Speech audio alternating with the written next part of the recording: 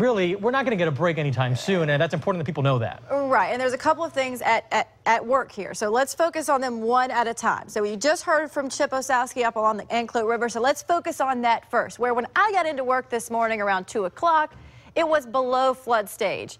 And it did not take it very many hours to go above flood stage. In fact, at last check, it was 22.1 feet, and the flood stage is 20 feet. So at this point, it's already 2 feet above flood stage. In the next few hours, it's expected to continue to rise rapidly and may crest here in the evening at 26.4 feet. That's 6.5 feet above flood stage. And you just heard from the news conference, this may be very close to the highest this river has ever crested. Back in the 40s, it was close, around 27 feet. So we're going to watch this very carefully. This is much higher than it was last week when we had the evacuations then.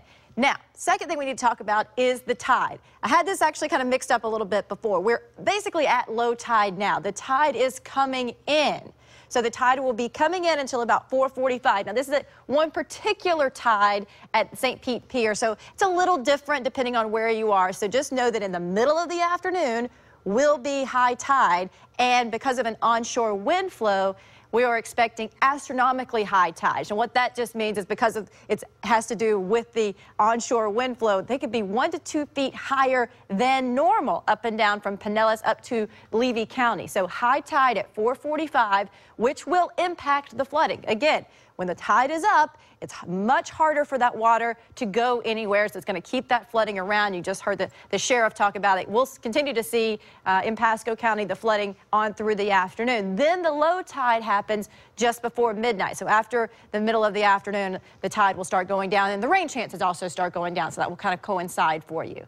Just got this picture from Carmen in Tampa. This was a deck in the middle of her backyard. Now it looks like it's part of the dock. There's her boat, which is in the water along the river, and then you can see where the water has come up into her yard. I believe this will be a very similar picture that we'll get from a lot of people along these waters. So what is going on? We have an area of low pressure that is acting like a tropical feature, but as Chip Osowski mentioned, it isn't going anywhere. It's not moving. And in fact, we had another system like this last week. So you get this counterclockwise flow, and it pulls all this moisture onshore. And look what's in the Gulf. This is what's coming.